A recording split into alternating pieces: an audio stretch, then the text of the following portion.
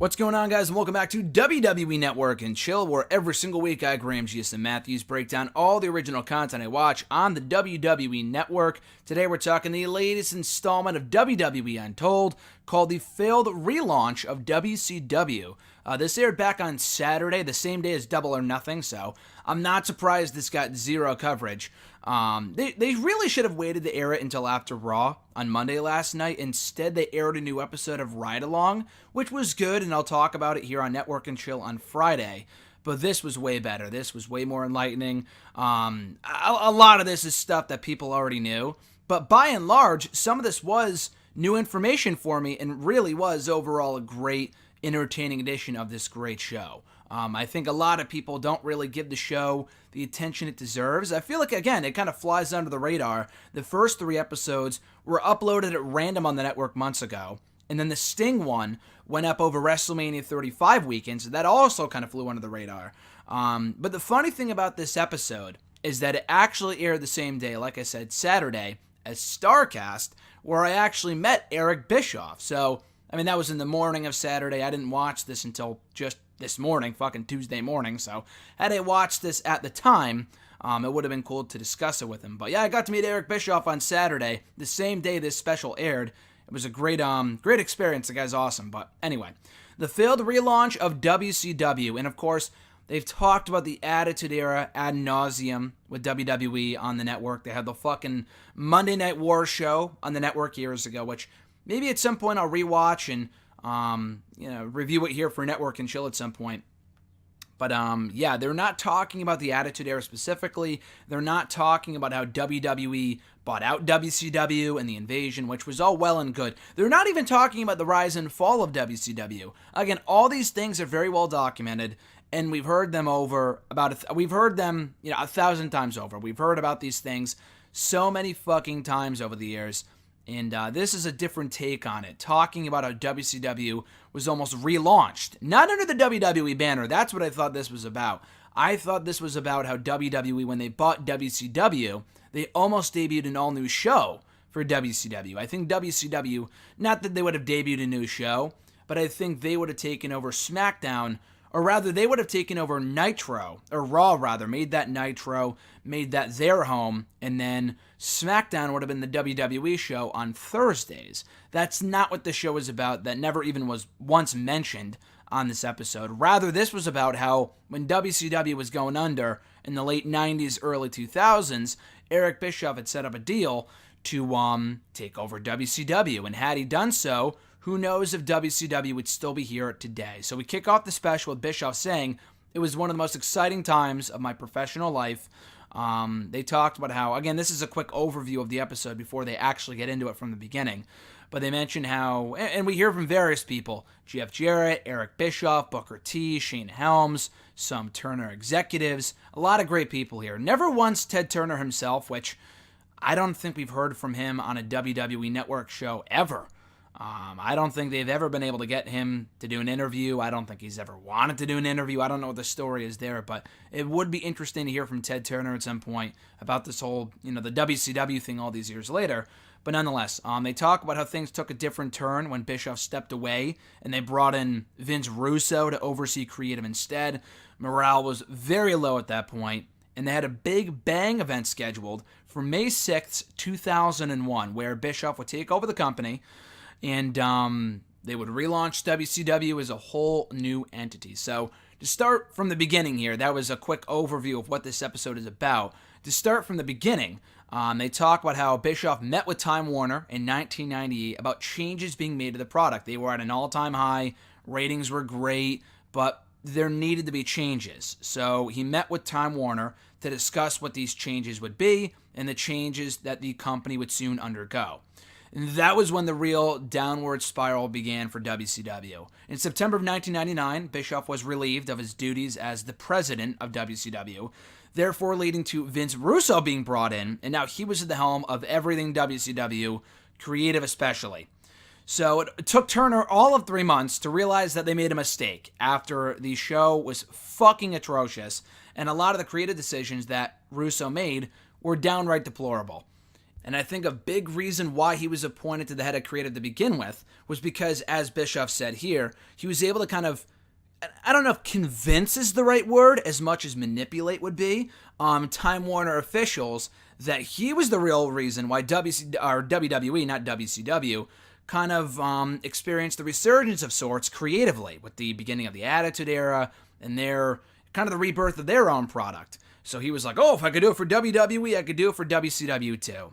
Without really them realizing, well, there was a reason why he was let go or left WWE to begin with, so that really should have been the first red flag. But nonetheless, like I said, it took Turner all of 3 months to realize that they fucked up and bringing in Vince Russo.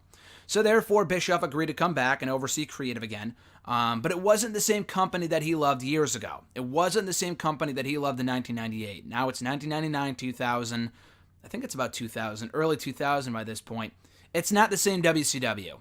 But he felt like he could make a difference in being brought back.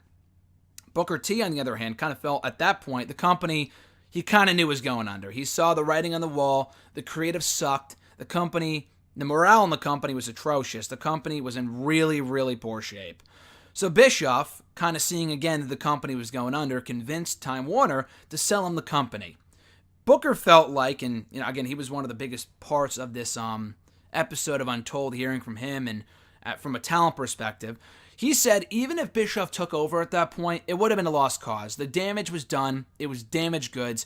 WCW, it wasn't even worth rebuilding. And that's kind of, maybe I misinterpreted that because he did say something else a little later on about how WCW would still be around under different leadership. Maybe he's talking about before the damage was done years earlier with Bischoff and Russo and everyone else. Maybe that's what he means about how WCW could still be around today under new owners, under different owners, if it wasn't so poorly managed, so poorly or so badly mismanaged, I guess I should say. But anyway, Time Warner did indeed agree to sell WCW to Bischoff, and they talked a while about securing talent contracts and all these other things. But Bischoff was adamant about relaunching WCW as a whole new entity, like I said earlier. But all the talent was on edge. They had no idea what this would mean for their roles in the company and if certain people would be out of a job because they didn't know if their contracts were up or did they have to sign new contracts. What would this mean for the talent? No one really knew what the fuck was going on at this point. Bischoff, realizing that they had to overcome bad branding, that they would have to go on hiatus for about 3 to 6 months and build up anticipation over the rebranding, the relaunch of WCW in time for May of 2001. Which was when they would hold that Big Bang event on May 6th of that same year. So anyway, they had no idea who would be on the show or what they would do at the show. They just had a general idea of what the show would be about and that it would really more or less serve as the relaunch for WCW after years of the company being fucking buried 6 feet under by Vince Russo and everyone else. He also knew that with this show, they could not go back to the way that things used to be. They had to start anew and build a new reputation, which is great. That's actually really smart if he's being honest here, if he's telling the truth about how they couldn't go back to the way that things used to be. That was damaged goods. People have very, mixed feelings about those later years, those latter years of WCW. They had to go in a completely different, all-new creative direction in order for this to work.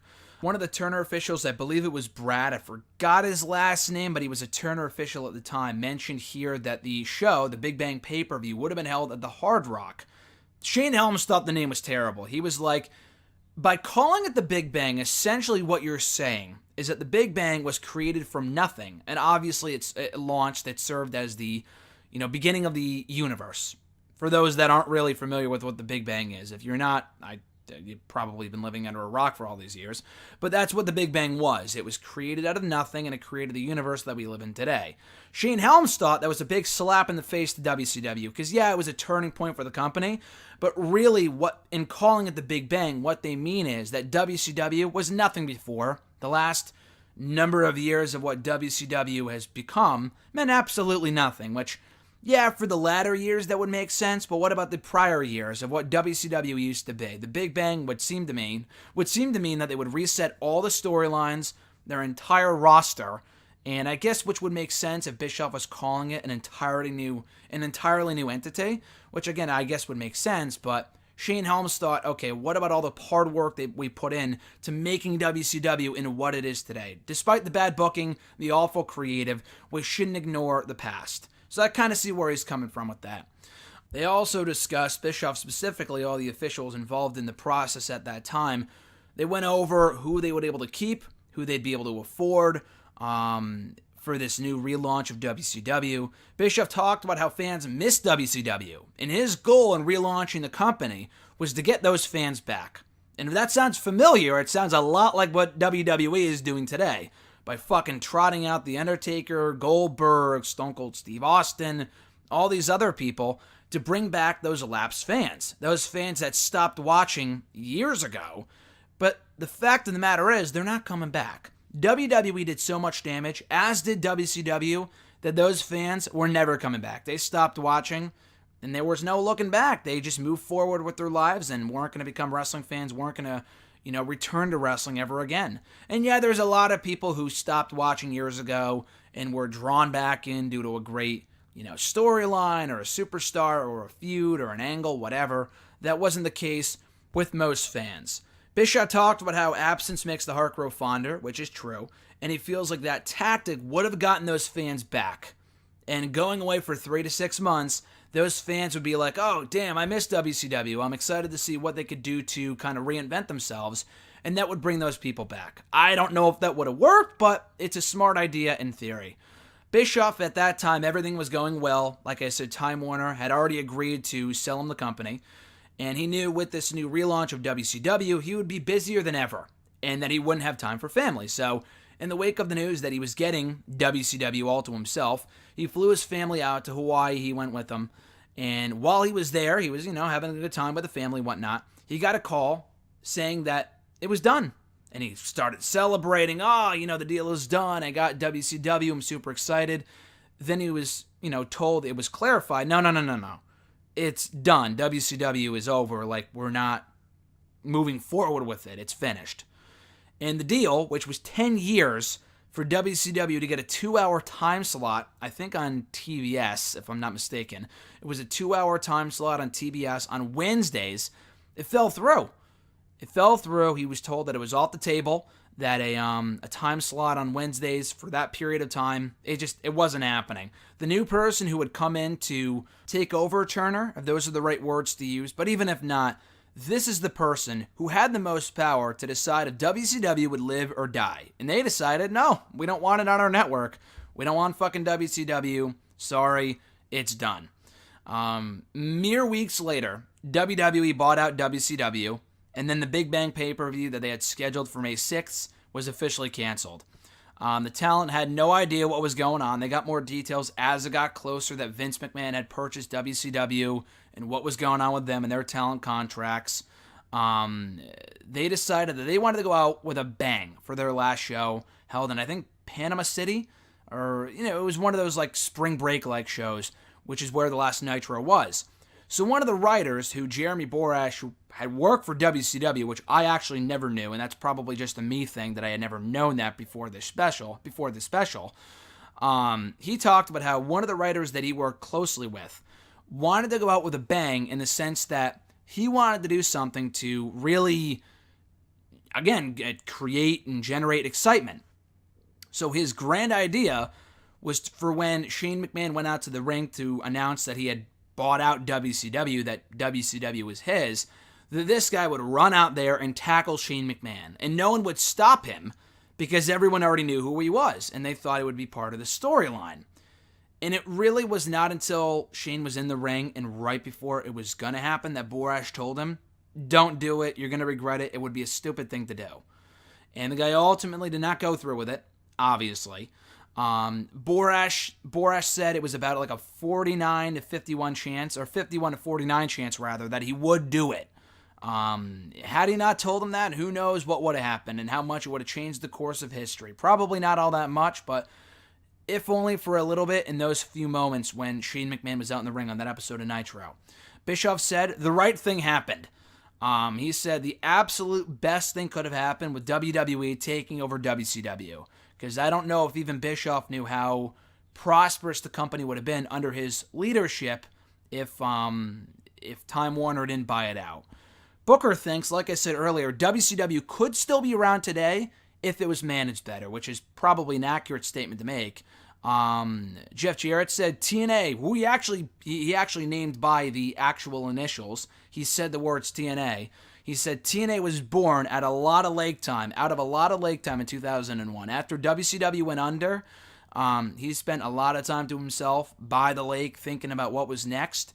And that was when TNA was born, out of an idea to create an all-new wrestling company, which never really ended up being true competition in WWE, but Impact is still around today, and something should be said for that. John Laurinaitis, who was a WCW executive at that time, he said he regrets nothing, as he learned a lot from Bischoff during that time period in his career.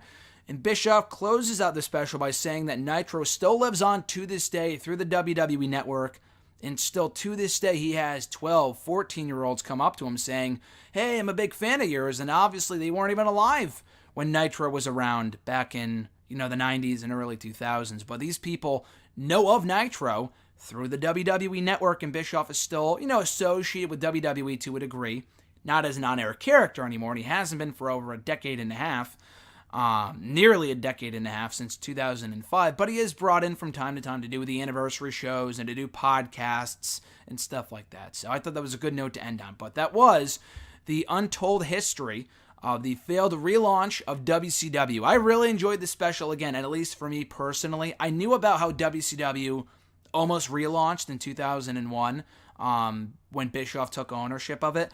I only knew a few of the small details, not to this extent. So I thought it was great to hear from Bischoff, Booker T, Shane Helms, John Laurinaitis, a lot of the talent. I thought that was great. Some Turner executives from that time period.